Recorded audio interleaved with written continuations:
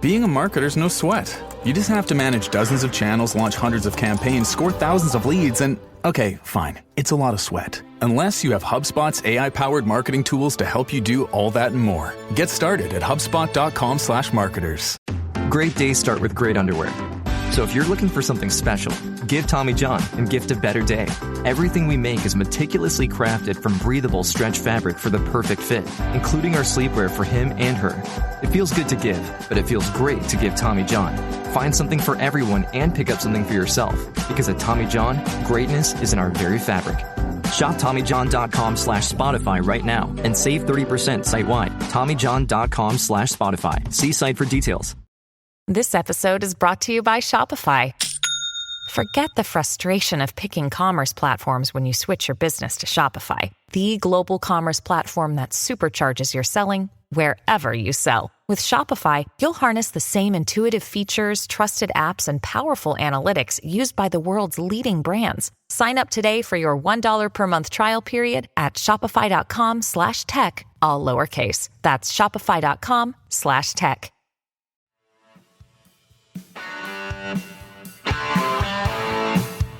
You're listening to Achtung Millwall, broadcasting from the beautiful South Birmingham. Accept no substitute. Hello, welcome this afternoon, dear listeners. A very cold, wet, grey afternoon beneath the Maximaze lights here at South Bermondsey for the visit of Coventry City to the Den this afternoon. You are listening, of course, to Achtung Millwall. My name is Nick Hart. We've just seen a wonderful video and parade of the heroes of 1988 in commemoration of our past ex-manager, the greatest there ever was, Johnny Docherty, up on the big screen here. Two teams have now come out onto the pitch. Your visitors this afternoon say Coventry City, wearing sky blue and white as per normal, Mill in dark blue and white. Bit of a makeshift 11, dear listeners, for many reasons, after those suspensions, injuries, and the onslaught that the football season inflicts on teams at this time of the season, really. So your defensive back line does have a bit of a sticky back plastic and reused kind of washing up liquid bottle feel to it. For all you listeners of a certain age, you'll know I'm talking about Blue Peter there. So anyway, Lucas Jensen in goal, back line. Danny McNamara probably needs a regular position of right back. Murray Wallace and Ryan Leonard, I think, will be central defence. Joe Bryan on the left. In front of them, the regular defensive two, Jules Saville, Casper Donor. Then up front, Femi Aziz, George Honeyman and Duncan Watmore. No Romain Esse. I don't know what's become of Romain Esse. Whether he must be injured, I think. Up front, Macaulay Langstaff this afternoon with the injuries to Josh Coburn and the clearly unfit Tom Bradshaw, who does sit on the bench this afternoon. On the bench, we've got Liam Roberts, Billy Mitchell, Tom Bradshaw, as I've said, Adam Mayor, Ryan Wintle, Ian Marimaku, Mihailo Ivanovic, Smith, don't know who Smith is, and Wes Harding, the forgotten man of Millwall. Bomber clearly not rating Wes Harding above Ryan Leonard in the central defensive positions. I don't know. A lot of criticism, obviously, in the wake of that relinquished half-time lead down there. Relinquished half-time lead last week. Half-time given up.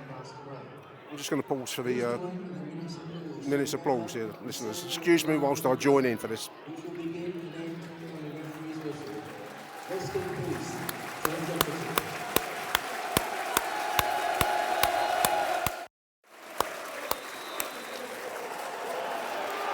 Yeah, a lot of controversy, comment, opinion expressed in the wake of that 1-1 draw at Oxford last week.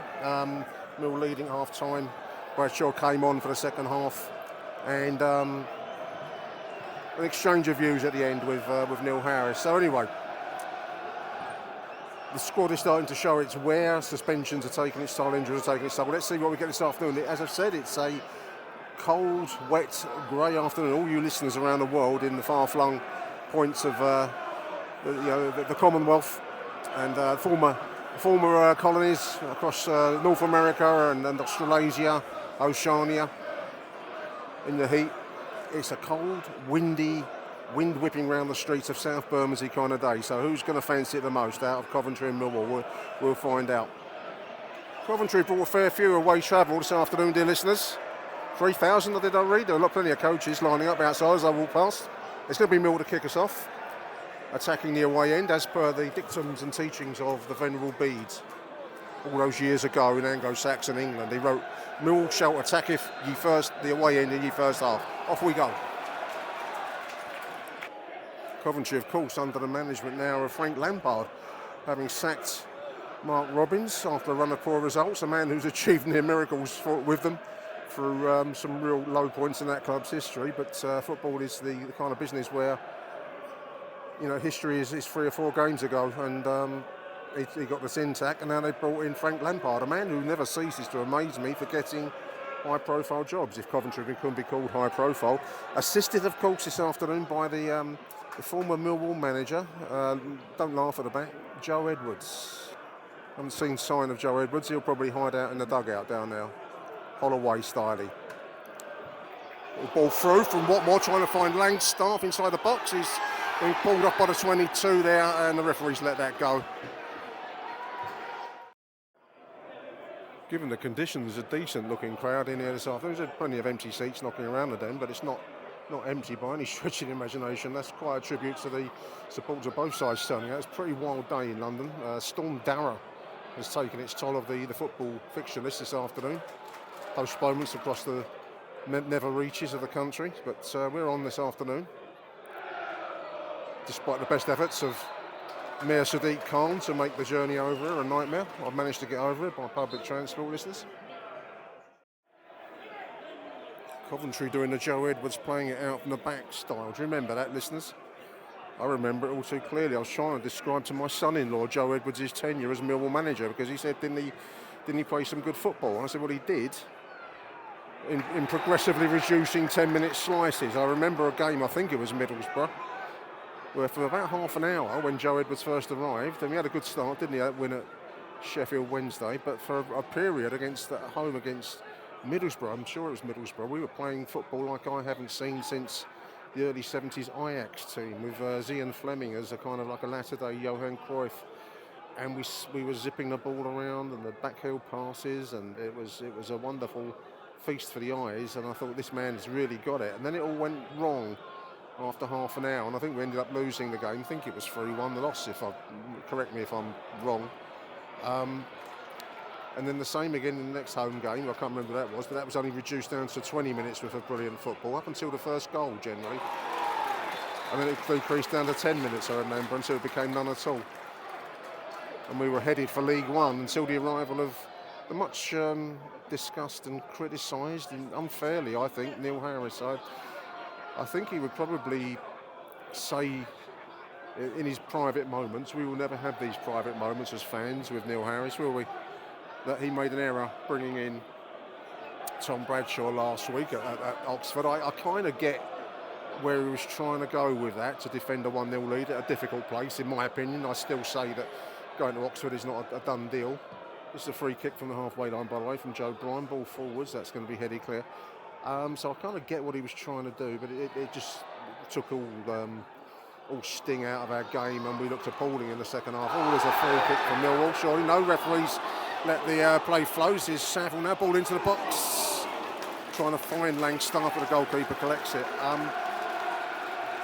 Watmore looks like he's taken a knock. We can't afford many more knocks for this team, which is down to the bare bones. I think we've gone beyond the bare bones if we're playing Leonard and Wallace as central defenders. That's headed clear there, ball in from the left side from Coventry. But highly rated coach, in part of the England and Chelsea setup, so clearly, probably a good number 2. I don't think he ever really was able to handle, the grapple with the den and its expectations of what kind of football is required here. In came Neil Harris, who performed a miracle, in my opinion, to save us last year. It's not far short of a miracle, anyway. But football memories are short, aren't they, dear listeners, And the football fan's heart is fickle. They're cruel mistresses. Millwall come into this game, of course, on the back of a 9-game unbeaten run, which I think was Neil's main contention for the defence, so to speak, last week when he was booed at the end of the Oxford match for his choices. Watmore getting a bit of harassment there. This is Jules Honeyman trying to dribble his way along the line. It's going to go all the way back to Lucas Jensen from Joel Saville. They look like they've come here to throw their weight around somewhat, Coventry. Yeah, 9 games unbeaten, and I think it's 5 points away from the 6th spot at the moment, with a game in hand, a dreaded game in hand, which never seems to equate to 3 points in the way you think it should. Oh, nice 1-2 on the right side. It's going to go for a right-sided corner. Dear listeners, Casper Denor making the extra man, right-sided corner, Millwall. Coming towards 12 minutes. Well, pushing and shoving. The Millwall formed into 2 clumps of players, one in the 6-yard box, one back near the... Oh, that's got in the net, straight from the corner. Joe Bryan! It curled around into the net, straight from the corner. What's he give? He must have given offside here. Harassment on the goalkeeper. Disallowed it.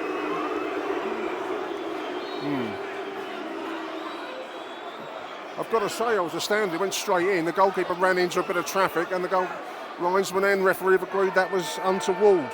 So it's a free kick inside the 6-yard box. Small. 13 minutes nearly. There was a lot of pushing and shoving going on, but it seems to be that it's Millwall to take the offence there, dear listeners. Well, 20 minutes into the game, dear listeners, as you might expect on a cold, windy, rainy, grey afternoon in South Bermondsey, it's not been a game of flowing football so far. Millwall, I would say, are having the better of things. That disallowed goal from the corner is the main talking point, as I've said. Coventry haven't shown us much yet so far. They want to pass the ball, they want to come down our flanks and pass it around, but so far so good for Millwall.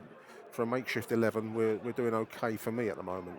A goal would be lovely though, if we can arrange that. Please, thank you. This is Coventry, as just I've said, that little piece on the 27 on the right side. Ball deep to nobody, thankfully. That's going to go for a throw-in. 21 minutes. I had to laugh, dear listeners, and I make no particular point for or against the Premier Leagues. I don't know if the EFL do the same, they probably do.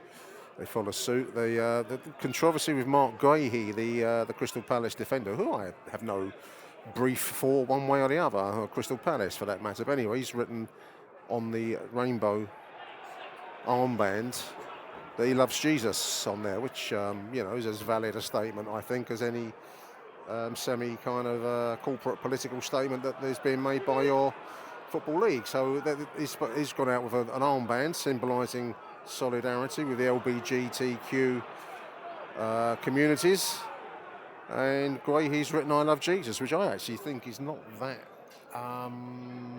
offensive a thing to write on your band. Anyway, the underlying point is that the Football League and FA and EPL and all the rest of them don't allow so-called political messages or religious messages to be marked on their gear. And he's on a charge now for it. Now, like I say, I have no particular brief for Mark Graham. I think he's a decent defender, but he's not ours. He's nothing to do with us. But I do think there's a real tension between requiring people to endorse something because of their terms of employment, which is what effectively is going on there, and not tolerating any equal response, whatever your thoughts on the viewpoint he's expressing. And I'm not a religious man by any stretch of the imagination. So what did make me laugh, though, just because as the Bet365 thing went around the illuminated adverts here, they're complaining about an "I love Jesus" slogan on a rainbow armband directly beneath a very dodgy internet Far East-based gambling site that is officially endorsed. It's the sponsorship of Crystal Palace. So that's okay.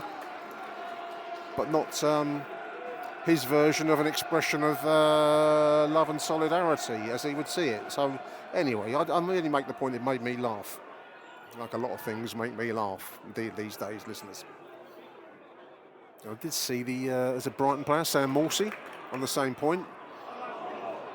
has asked for a religious dispensation not to wear the armband, so that's put them into a pickle. Always a thing when you go down these roads. I mean, I suppose some might talk about the rights to or not to wear a poppy, which is another whole kettle of fish. But anyway, there we are. I shan't dwell on that subject. 24 minutes. So far, it's been an agricultural game, played on a cold, windy. The flags opposite me, there's the Union Jack, the club flag, and the St George's Cross fluttering stiff in the breeze on the Docker stand, and the sky is a sheet-lead grey.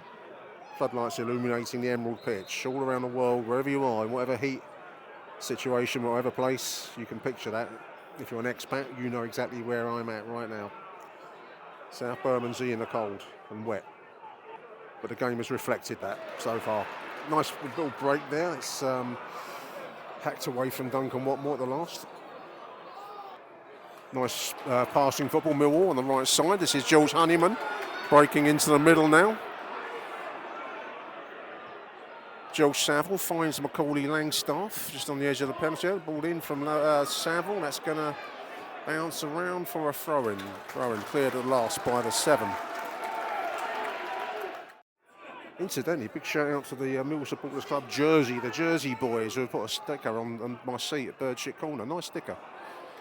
Big shout out to the Jersey boys. Millwall Supporters Club jersey. I did stick a photo of it on X earlier on. So big shout out to the Millwall supporters of Jersey, Channel Islands. Big shout out to all of our American listeners as well. I got the end of year wrapped thing off of Spotify. As a creator, as they call me, you get your wrapped document which tells you where all your listeners mainly are. And obviously the vast majority of listeners to this show based in the United Kingdom, as you would expect, UK and Ireland. But our second most biggest number is from the USA, which is intriguing, and then Australia, as again you might have expected, but certainly the USA comes in second after the UK.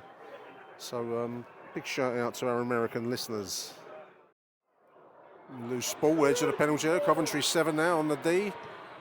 Shot blocked, thankfully. That put an awful flashback to that Oxford goal there last week when we gave time and space for the Oxford player to blast it into the top right corner, and I thought that there was a moment there where the ball ran clear and everyone seemed to freeze like the magic boomerang. There's one for the really ancient listeners amongst us, the Aussie show called The Magic Boomerang, with a boy in the outback in Australia had a boomerang blessed by some tribal elder out there, and when he threw the boomerang everyone froze so he could right wrongs and nick criminals and put things to rights, whilst everyone time froze for everyone else. He was still able to move about. That's exactly what happened there in our penalty area. This is Macaulay Langstaff on the left. He cuts in. Nice crossfield ball actually. He's found Danny Mack on the right side. Can Danny cut in? At the last, it's cleared from him as he broke into the penalty area. It's still in the air. It falls now to Jules Saville. It's Jules Honeyman now. This is Duncan Watmore on the left side. Joe Bryan. Why, it's champagne football, dear listeners. Possibly flat champagne, but champagne nevertheless. It's gone for a Millwall throw-in. On 29 minutes. Duncan Watmore trying to make a challenge there. He was caught the ball behind him trying to raise his leg to get it, and it went past him. And me trying to get out of the shower this morning. You're trying to wet in your eyes and hair, and you're trying to desperately cock your leg over the side of the bath. That was Duncan Watmore's pose there. It just put me in mind of me trying to find the towel to sort myself out. Fantastic take and turn there by Femi Aziz. You could hear the whoosh of the crowd, but that was unfortunately his ball forwards. His claimer is pulled there. Another ball into Jules Honeyman now. He'll recover possession. This is Aziz.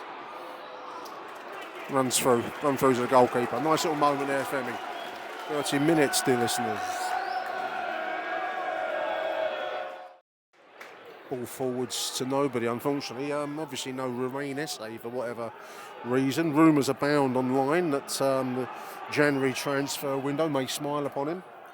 I don't know. There was a video, which I haven't watched the full video, with Kevin Gallen, the Millwall director of football, which he said all the usual things really, that we're not looking to sell our best players, we want to keep them, but obviously we equally want to be a selling club to progress. So he kind of said a lot of nothing in that sense. Loose ball there, Femi Aziz now in midfield.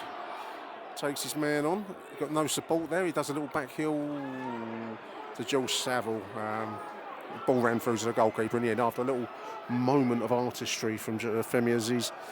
So yeah, on the one hand we want to realise our assets, as the accountancy phrase has it, and on the other we don't want to sell our best player. I don't know. He's not out there this afternoon. I'm guessing he's injured because he's not even on the bench, so I wouldn't have thought we can out him completely from the squad.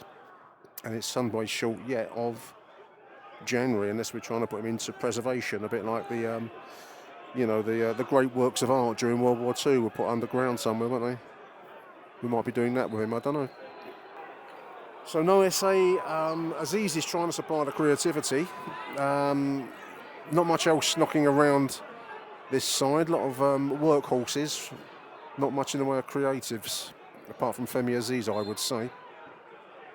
Ivanovic sits on the bench, trying to claim a place in the side that can't score goals. Anyway, there we are. That was the debate, of course, after Oxford. Does Neil Harris favour his mates, as many put it? Bradshaw is on the bench this afternoon. So far, not an awful lot of chances for Langstaff to feed upon up front.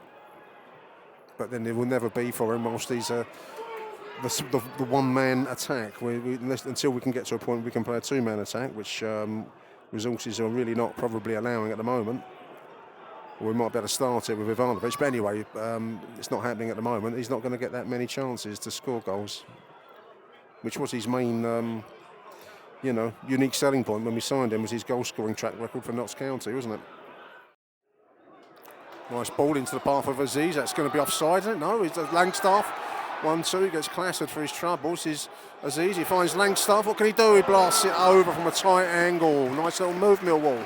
Best move of the game from Millwall so far. That's Aziz and Langstaff combining well down the right side on 38 minutes. Incidentally, big shout out to Millwall fan Greg Wallace with 2 Gs, who's got himself into a bit of a pickle this week. I'm sure you've seen the same total domination of the social media. My wife is a huge fan of MasterChef, being a middle-aged lady of a certain age, and we've got loads of MasterChef saved on, and we're working our way through the current series. All I do is watch it now, trying to fill in all the saucy remarks that Greg said, where the bits they've cut out. So, whenever any piece of food is produced, you try and put in your own Greg saucy remarks afterwards. Be having a look at your kipper later, darling, all that kind of thing, So yeah, it's a game. If you do watch MasterChef with your missus, fill in Greg's saucy remarks of your own, because the one they get cut out obviously by the editors. This is the 7, the 14 now with space again. That little inability to clear our lines. It's back on the right side. The 27 now gets a cross into the danger zone. That's tipped over. Close range header tipped over by Lucas Jensen from the penalty spot there. Header on target, tipped over. It's going to be a right-sided corner. That's Coventry's most threatening moment of the match so far. It's going to be a right-sided corner. Totally mismanaged that. It's gone loose on the right side. They're still in possession. It breaks. This is Duncan Watmore now. Chance for Millwall to break forwards. Can he find some space? He's got space opening up in front of him. Will he have a go? Shoots from distance. It's over the bar from the edge of the D. Not an awful lot else he had on there. There was Aziz, and Danny Mack was making tracks on the right side, but fair play to Watmore for taking a shot on it. It was high over the bar though. There's half time of a fairly dour half, 0-0 at a break. Talking point, I suppose, a disallowed goal early on for Millwall.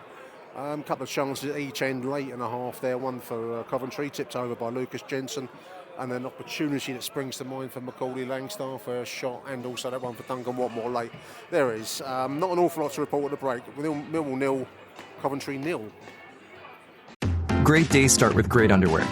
So if you're looking for something special, give Tommy John and gift a better day. Everything we make is meticulously crafted from breathable stretch fabric for the perfect fit, including our sleepwear for him and her. It feels good to give, but it feels great to give Tommy John. Find something for everyone and pick up something for yourself, because at Tommy John, greatness is in our very fabric. Shop TommyJohn.com/Spotify right now and save 30% site-wide. TommyJohn.com/Spotify. See site for details. Way to eat a tea. You're listening to an ad for PC Game Pass. Want new games on day one like Indiana Jones and the Great Circle? How about living out your Sims life with EA Play? We're talking high-quality PC games all for one low monthly price. We got you. Learn more at xbox.com/PC Game Pass or click the banner. Indiana Jones and the Great Circle available December 9th, 2024. Game catalog varies by region and over time. Okay, that's the ad. You can go back to doing whatever you were doing now. This episode is brought to you by FedEx.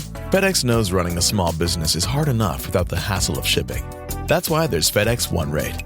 With FedEx One Rate, you can ship your holiday packages cheaper than the post office for as low as $14.50 for small boxes.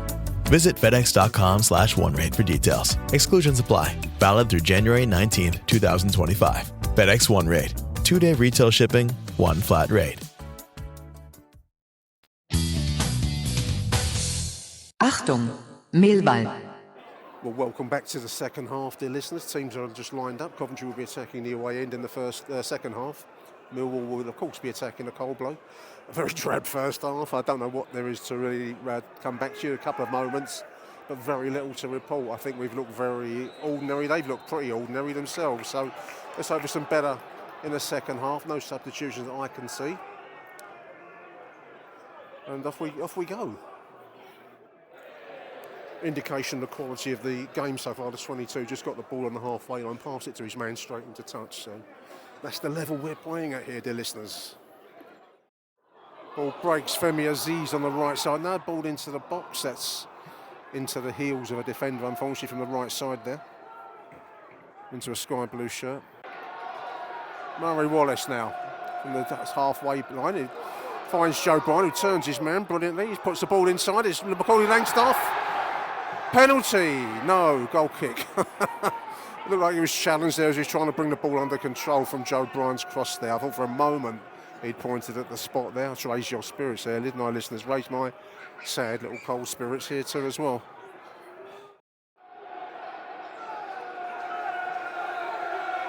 Millwall crowd doing their best to put some life in this Millwall side. It's in pretty listless stuff, in all honesty, dear listeners. We're on 52 minutes. It's going to be a Ryan Leonard long throw from the near the right side corner flag. We are a little bit short of height. It's taken it short, actually. It's going to be a crossing now from Leonard. It's not beat the first defender. Bodies flying around there. Looked like a push on George Saville. No chance of a penalty from this referee. Aziz over on the right side. Honeyman, Denor. Saville's shot blocked. This is Aziz again. He gets a deep cross in. Nice cross, actually. Headed up and away. A little bit of Millwall pressure for a change in the second half. And Coventry will bring out. This is Coventry's turn to press forwards now. They're going a bit more open in the second half. A little bit more purpose about both sides. This is the 10. Into the penalty area. Ball runs loose. He had a man free in the middle there. He could have got the cross in, but it just ran a little bit away from him at the depth. It's going to be a corner, left-sided corner, Coventry. He's trying to take the corner, the 29. The ball keeps blowing away in the breeze. It is really gusty down there. The corner flag is... There's not much he can do. The ball keeps blowing away. Lightweight modern ball. He's taking it short in the event. That's about the only way he could have got any purchase on the ball. Anyway, he's still in possession now, the 29 on the right side. He gets the cross in finally. It falls into the 10. There was a moment of opportunity. The 10 was free in front of goal. Somehow it stayed away from the goal. There's a major chance for Coventry City there. Wow. Millwall dodge a bullet, dear listeners. 58 minutes, wow. Best chance of the game for either side in all truth. It's going to go for a corner. Coventry trying to force the pace a little bit in this second half now. They've taken it short, as they have to at the moment. Tried to work it for the 29 to check on the edge of the box. There's a ball into the box. They've had a little bit of joy with that style. It is cleared in the event, but only just. There's a Millwall player down with looks like a headshot of some sort. Who's that? What more? Game has been more entertaining in the second half. It was pretty dire stuff in the first. It's not exactly been a feast of football, but Coventry had the best chance of the match so far a few minutes ago. But it's opened up a lot. Danny dispossesses is the 10. He's looked quite dangerous. He's gone over, looking for the penalty, I think. A little chance here. There's a shot from the edge of the penalty area that's blocked. Coventry in possession on the edge of the Mill penalty area. A little bit of pressure here. Ball into the middle. It's the 10's put it in the net from close range. It's gone over the head of Ryan Leonard. Slotted home by the 10 from close range. 1-0 Coventry. 63 minutes. He's looked dangerous, that 10. How will Millwall respond? We've really not looked up so much so far, dear listeners, in all honesty. Very little in the way of attacking creativity.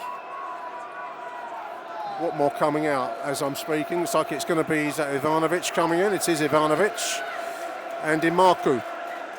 Well,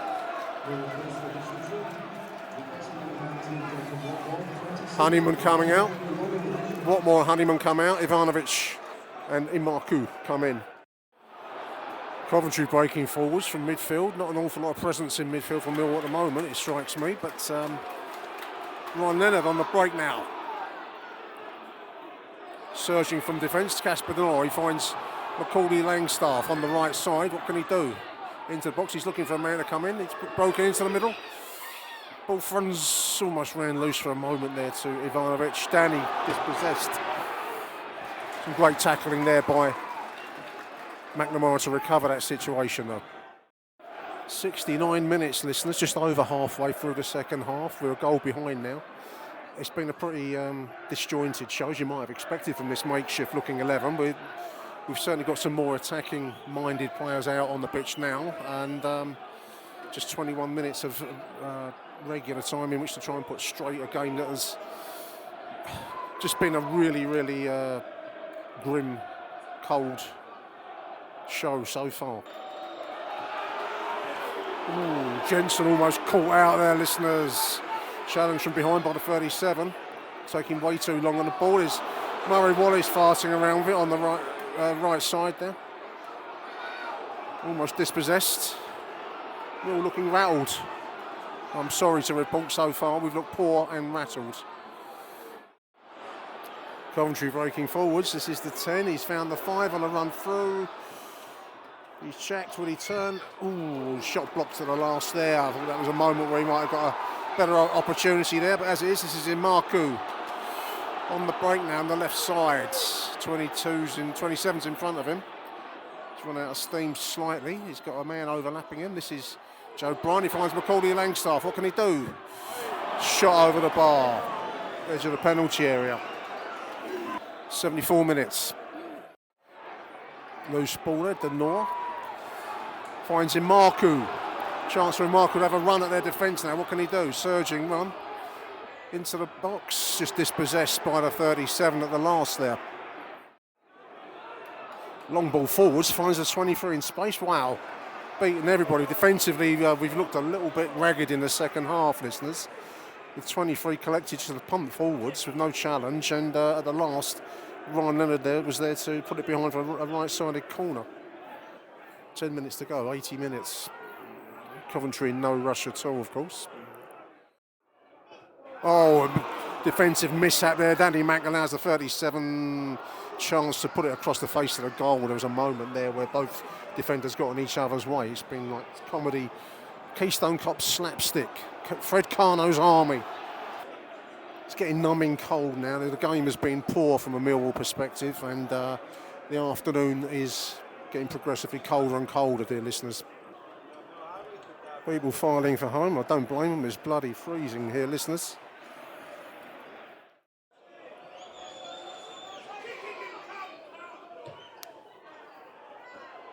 Oh, ball against the post from the corner there, listeners. Oh, sorry, I've taken it off guard. Swirling Swirling corner hit the post there, offside given in the end.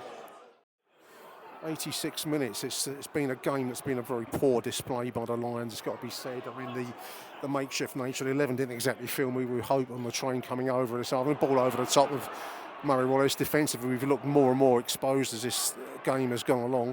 It didn't look too bad in the first half, but certainly in the second half they've found areas of weakness. Balls over the top and exploited it. So this is Bradshaw. Look at Sive down. That's going to be a free kick, surely. No? Throw-in. But overall, no, a poor display by a Lions 11 that never really looked coherent to me.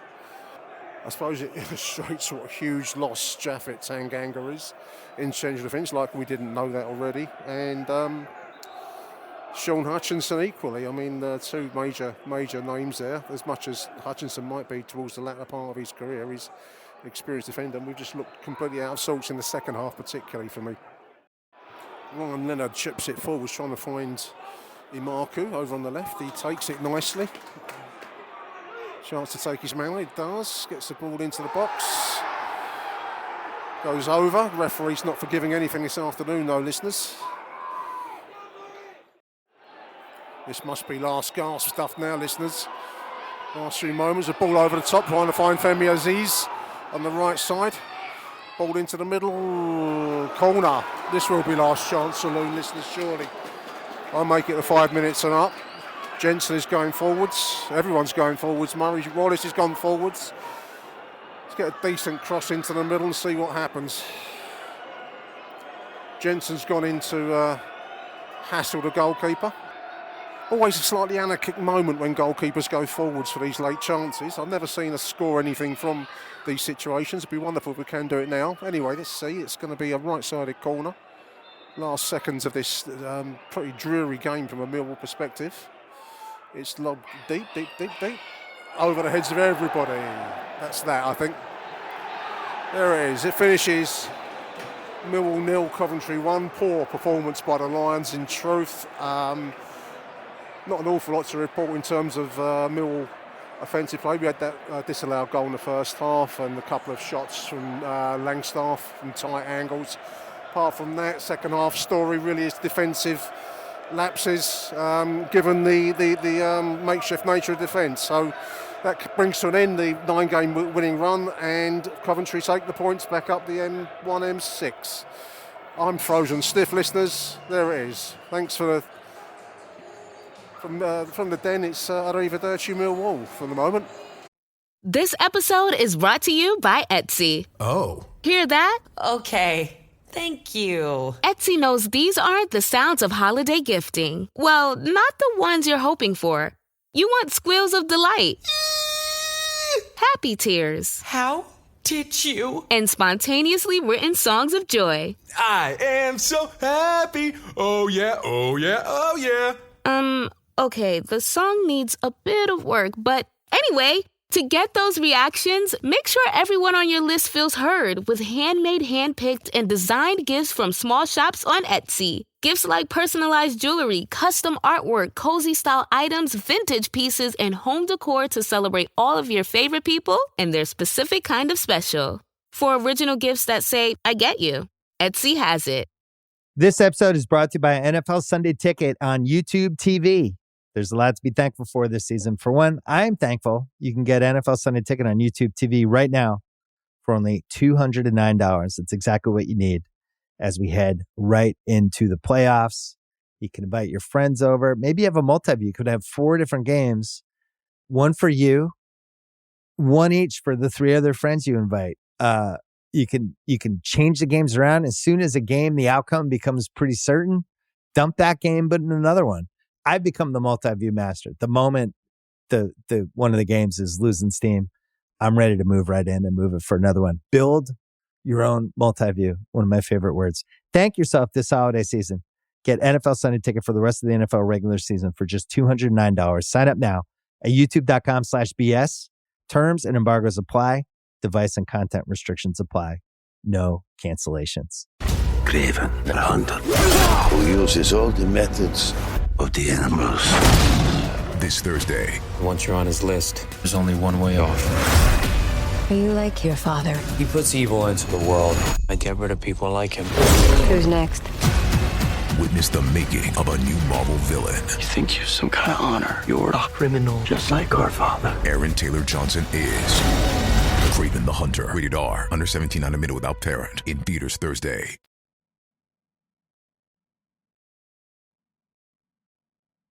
Welcome back, dear listeners. Joining me now to review what little football there was, and probably rarely a good situation, what has been said off the pitch, more than the football, his fellow thicko is Graham Payne. Welcome to the show, Thick Graham from Thick Nick. I was there, you were there. I think we were the thickos, mate, weren't we, yesterday, for turning out for it. Oh dear, what a poor footballing show that was, Graham, yesterday. It was, mate, from start to finish. I think a couple of shots from Macaulay Langstaff, but I can't think of anything else that, No, there was the corner that went in the net. Oh, yeah. I've just watched it just before our call, listeners. I've had a quick look at the highlights reel on the official site. It was a harsh decision. The goalkeeper, I think, will claim that Langstaff balked him slightly as the ball came in. It went in the net. You get those some days. We weren't going to get anything at all yesterday out of that referee, Graham. No. So harsh decision. Langstaff had a couple of moments, shots from tightish angles. I would have expected him to have got those shots onto target, and he put them both wide, which is worrying. I suppose he's not getting an awful lot of action, and a striker warms into his boots, so to speak, Graham. He's not really getting the time, is he? But I would have expected one of those to at least been. The goalkeeper would have had to made a save there, at the very least. Yeah, so would I. As you say, he's not getting much action. And, we've said it before, but he needs, if you're going to play him, you've got to play him in a two. He can't do that no. Single striker role. It's not suited to him at all. I would have said the same about poor old Tom Bradshaw, really, across his whole career with us. He's always played as a single striker. And I think he's not a bad finisher when he's played as a second small man to the big man. But we don't really get to that now. So I think it's harsh on both those strikers. The main story yesterday, of course, was the makeshift back line, which really showed. The frayed hems showed through badly in the second half, didn't they? Look like an old pair of pants where they worn the arrows out in the second half, and you're still keeping them going, And I thought the first half it was a grind, but the second half we did look, and I think probably fair play to Frank Lampard and dare I say it, Joe Edwards, Graham, for exploiting our weakness, because we looked at 6s and 7s in that second half when they came at us. We didn't really know how to handle it. Murray Wallace and out of position Ryan Leonard. That was the story of the second half. We were nowhere, and they actually looked like they wanted it. Yeah, there was a couple of last ditch blocks and a save Jensen pulled off from 6 yard when the guy was 6 yards out. The one who scored the goal actually just before he scored. Yeah.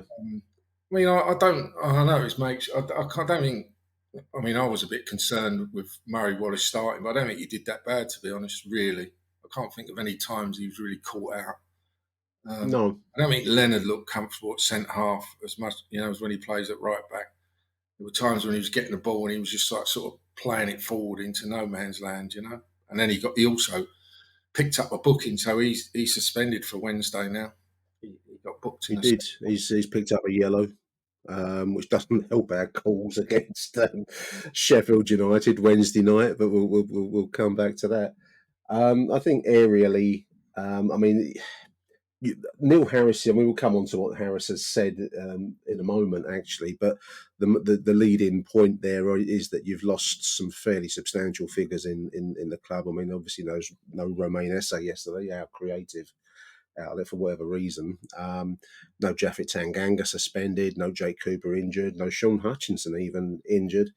And then you've got players being played out of position. I still can't quite fathom out why Wes Harding is not a choice in a central defensive role. Can you get your head around that, Graham? I find that's a difficult one to really absorb. You prefer to play men out of position than a placed player, He obviously just doesn't fancy him because he's made it quite from the word go, isn't it? He's not really had a look in Harden, even going back to when he came back last season. So he obviously just doesn't fancy him, and he is the last resort. You know, he'd rather play Ryan Leonard at centre half than play Wes Harding. But I think it's also, I mean, you could also say the same with Amaku in some respects, because, I mean, when he come on, at least he livened things up and he was trying to beat men, wasn't he? You know? Yeah, I mean, his trademark is to pick the ball up in midfield and then run at defenders. And I just watched it back again, and he made a couple of decent runs. Got dispossessed at the last, and sometimes you'll get through, sometimes you won't. But it was intent, and it was a bit of aggression, and we were lacking that so much. Yes, it was just really refreshing to see it. And I didn't think it was Aziz's best game yesterday. It was a pretty. I was going to say wasteland. It was more like the frozen tundra of the Arctic, because it was damp and cold, and there's nothing there to sustain us. But it wasn't a great game generally. And obviously Ivanovic came in late. He didn't have an awful lot. He had a little bit more of an aerial presence, but we lacked that through the whole game. Whether he is the answer or not, or whether he's still a work in progress, I suppose is the big question. But Graham, we've got to come on to the post-match comments of Neil Harris. Now, obviously, there was an exchange of views, shall we call it that, diplomatically, last week at Oxford, in the wake of him choosing Tom Bradshaw, who did come in eventually yesterday. He didn't. That was late, though. Played Tom Bradshaw. There was we relinquished a one-goal lead. I was just thinking, a week is a long time in football, because if you go back to 3:45-ish last Saturday, 8 days ago as we speak, we were 1-0 ahead. We were probably peaking at the magic sixth spot, and kind of in control there at Oxford. We certainly weren't in trouble.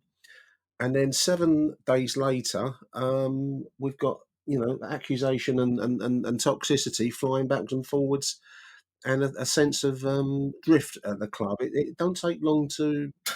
Belief and confidence don't take long to go, does it? Especially at Millwall. Especially at Millwall. Yeah. A bit of booing at the end of Oxford, which has clearly left its mark on Neil Harris. And we've all been around.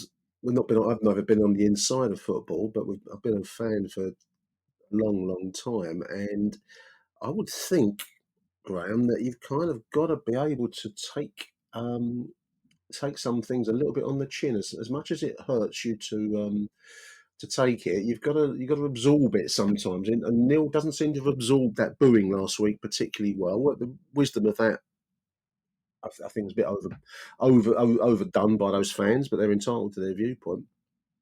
But as a manager, you just cannot reply in like kind. It's tempting, but it never works as well as you think it's going to. It's like life, isn't it? You say what you want to say, and you think it's going to be so satisfying. It never actually is in real life, is it?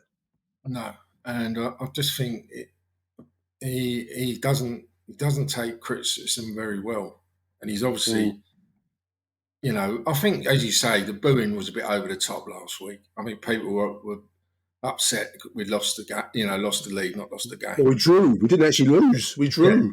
But because we were so controlled, and then obviously the substitution at half time, that started, I think, bringing Bradshaw on.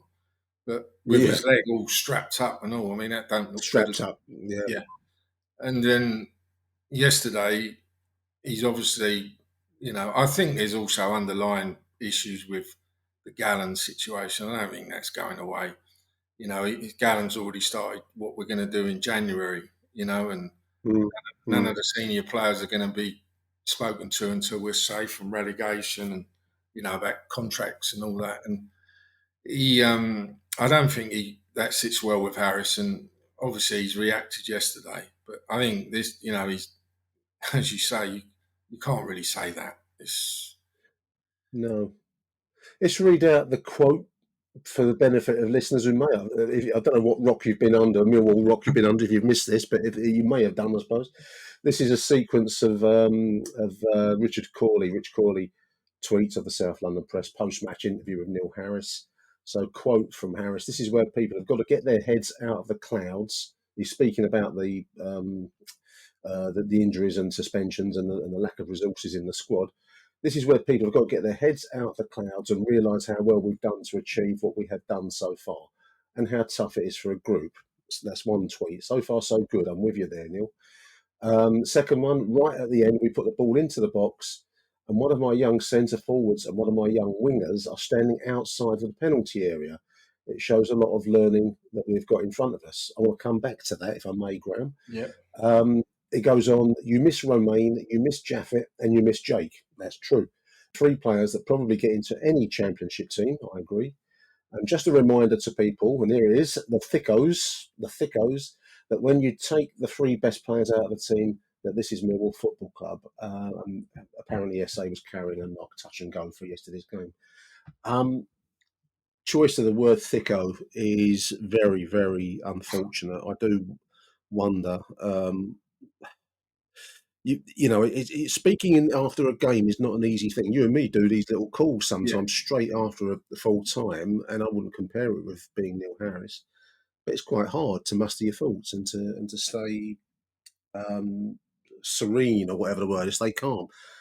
It must be very difficult to be a football manager, but that's the nature of it. But you get well paid for it too, Graham. So you got to find a way. You've got to find a way to choose your words carefully, and thickos really will work very well. I think most unwise choice of words there by Harris. Yes, I totally agree, Nick. As I said, you can't say something like that. But with our fan base as well, with our fan base, it's just not. You can't do it. And then also he's chucked Ivanovic and the Marco, isn't he? He said, the young centre forward and the young winger were outside the box. Yeah, I mean, it's a direct quote. My young centre forward and my young winger, so Marku and Ivanovic. Yeah. Let's mention the poor cross that he's talking about, because that was from his experienced, highly ex-Premier League, coffee drinking, sophisticated. He probably reads a bit of poetry, listeners. I don't know. Who punted the ball straight over the top of everybody, straight into touch, with a goalkeeper in there causing, a bit of mayhem in there. It needed a decent cross, and we didn't get that.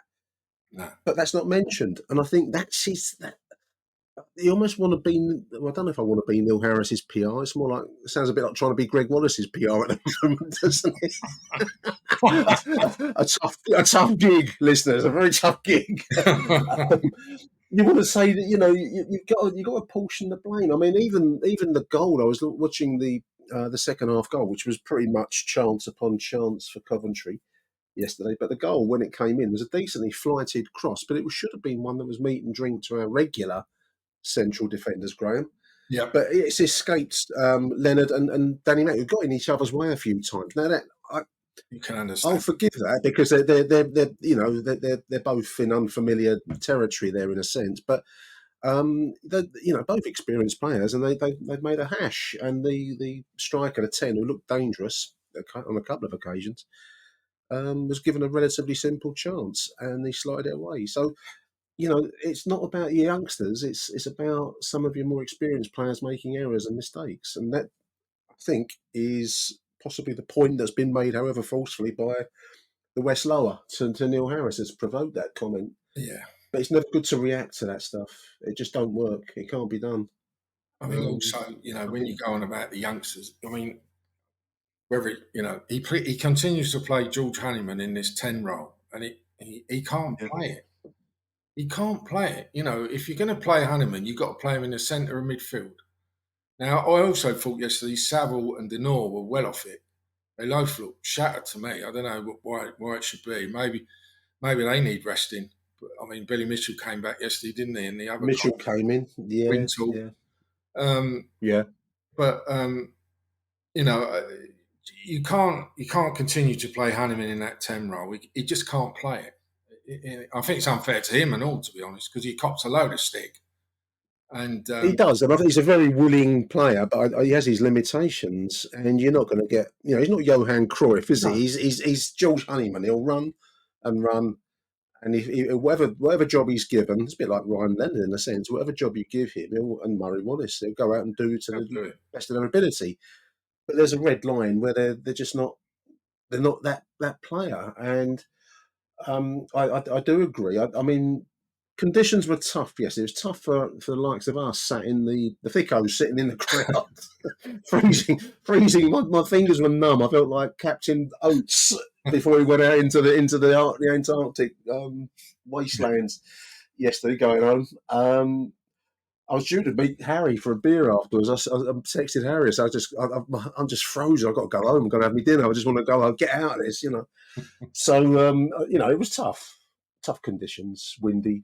But that was the same for Coventry, and they just showed more desire and more energy. And they clearly in Lampard, as much as he's a joke figure, and Edwards again, same panto figure. They saw where the weaknesses were, and they exploited those weaknesses. We don't really seem to do that so much, Graham, do we? No. We don't seem to. We just lacked any kind of firepower at all in that second half. And I do agree about Delors and Saville. They looked empty petrol tanks in both cases. Really, the whole afternoon was a very strange, empty kind of vibe, really. Which was strange, given this. We had the tribute to John Docherty at the start of the game, and normally that would fire the place up, but it just seemed to all disappear off into the wind. So, Neil Harris, I don't know. Do you get a feeling that this can't carry on like this, can it? This kind of internecine sniping at Gallen and the kind of back and forth nature of it. And if he started to have a go at fans, no matter how unreasonable, and I do think sometimes there's a bit of clutching of pearls to the Seven Oaks ladies, knitting circle kind of quality to the way people react. I mean, I dare say he's had a right earful yesterday. Yeah, I was imagine he has. Yeah. But you can picture the dialogue, Graham, can't you? This is not. This is not the Foreign Service diplomatic corps, is it? They're going to be in his ear, and then if he does react, unfortunately, that's the nature of the job. You are the villain, and that's where he's put himself now. So I don't know. It's a real shame for it to be finishing in these circumstances. He's such a massive figure at the club, with such credit in his bank. I mean, twice as a manager he's come in and turned us around, and I can't minimise what he achieved with us last season to save us from relegation. No. I can't think of many managers that could have done that, and he did it. No. But we seem to be reaching the point where the wheels are coming off in Neil's car now. And it seems to be a natural cycle with him. You get these kind of, we're only a month since we beat Burnley and Leeds. Yeah, a month. How fast is that? A month's a long time at Millwall, mate. A month's a long time. A week's a long time in football, as we just said. A month is an eternity. So I don't know. We need a result Wednesday night. It does look a long way off with suspensions, and now Ryan Leonard's out of the game. I'm hoping Tanganga will come back, and maybe we'll have some fit central defenders to go in there. But he'll come straight back in. Tanganga, it was only a one-game suspension, so yeah, he'll play. But it's a very Millwall twist and turn of events, isn't it? From heroes to zeros. Yeah. I mean, that's the other thing, and all that. Harris actually is out of contract at the end of the season, isn't he? He only wanted he is. An 18-month contract. So, Yeah. Maybe he knows. It goes in a cycle and the adrenaline runs out in the end. And I think we're probably at that point. It does. Probably at that point. There we are. Graham, I want to say a big thank you. Sunday morning, mate. I appreciate you taking time out of your day for very little to talk about. There was of any positivity yesterday, but I want to say a big thank you to you, Graham. So thanks for joining me on the show, mate. Cheers, Nick. Always a pleasure, mate. And thank you to you too, dear listeners. We'll be back Monday with Merv and the voicemails and more talk about Neil Harris's choice of from his thesaurus. So until Monday, it's from me, Nick Hart. It's Arrivederci Millwall, and bye for now.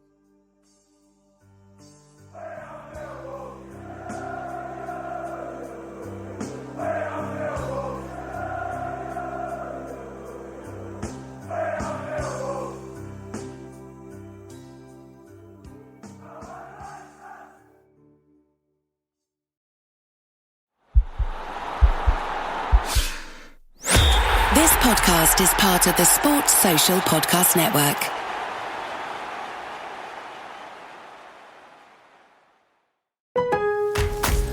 Shop limited-time deals on last-minute gifts now at Lowe's. Save $50 on a Werner 6-foot aluminum stepladder. Was $89, now just $39. Plus, get your choice of select Craftsman V20 tools for only $39. And save time and money with free shipping on orders of $45 or more. Because Lowe's knows deals. Offers valid 12/5 through 12/11. While supplies last. Selection varies by location. Free standard shipping not available in Alaska and Hawaii.